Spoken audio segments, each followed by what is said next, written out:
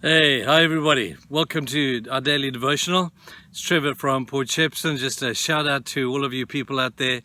Lovely to have been able to connect with the team from Norway. You kids are awesome, and we're looking forward to seeing you all again sometime. But thanks for being a part of who we are, and to all of our folk overseas, those particularly in the States and around the world. Lodi, you guys in Russia, and oh man, we miss you. Look forward to seeing you again sometime. But today, we are on the mission to destroy this giant Lami. His name means self. He's the one who wants you to think a whole lot better of yourself than maybe you should. And we all know that humility in the eyes of God is a big, big deal. But self cries out to us to say, don't forget me. I'm the one, and I'm the man, and I'm the one that you need to be looking at. And we have this such a self-conflict within us. It's a nature you were born with.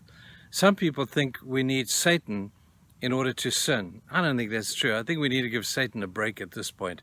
I have enough evil within me from the day that I was born as it grew to sin without any influence from him. We have a selfish, self-centered, self-opinionated nature, and we think that life is all about us.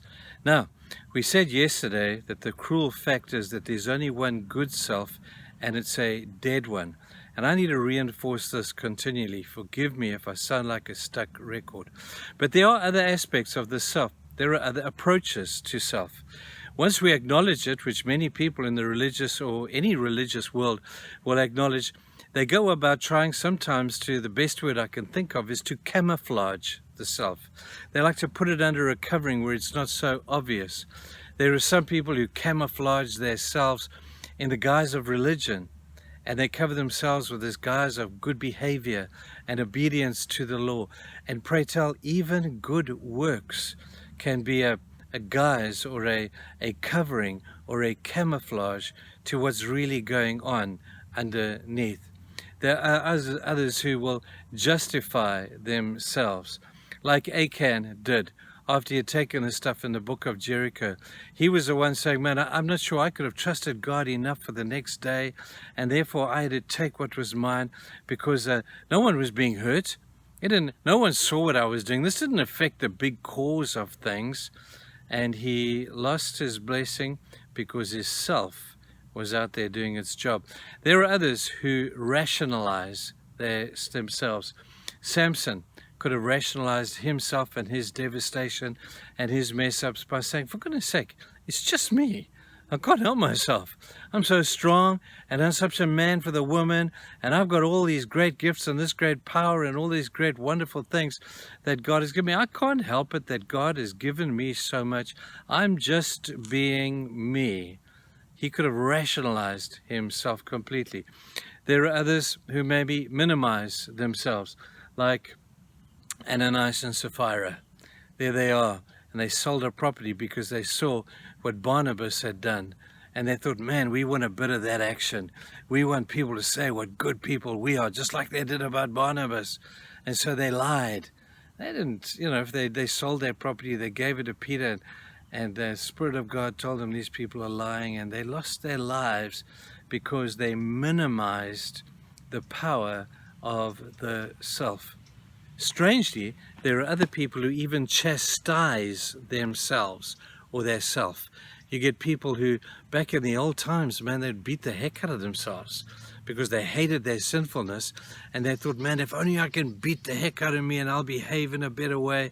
And they camouflage themselves or their selves, I don't know which is the right way to put it, but they camouflage themselves by being cruel to themselves in order to deal with the monster within them. The truth of the fact, people, is this: you are, I am, your and my own worst enemy. Paul says, don't negotiate with the self. Don't try and improve the self. Don't go and try and elevate the self or go on a self, I don't know. He just says, let it die. Jesus put it like this. He says, if you want to follow me, take up your cross and follow me. Now, a cross is an instrument of torture. It's an instrument of execution. And when Jesus said, take up your cross like I will take up mine, he's saying, this is how you deal with the self. You, like Paul said yesterday, we said, I am crucified with Christ. That means I offer myself up to die with Jesus. That means take up your cross, not mine, not Jesus's cross. You take up your cross, an instrument of execution. You say, God, you deal with this self of mine. This could be one of the most breakthrough moments for you in your Christian experience, because on the one hand, we preach how much God loves you and wants you to be the best person you can be. And on the other hand, we're telling you to crucify that selfish nature. The strange thing is you'll be doing the same thing, but you'll be doing it for a completely different reason, in a positive way. It's the craziest thing. So I hope that we'll take what Jesus has said. Don't be afraid to take up your cross today. If you want to follow him, take up your cross and say, Jesus, you can deal with myself your way, not mine. Looking forward to telling you about what that means tomorrow. Have a good day, people. Bye.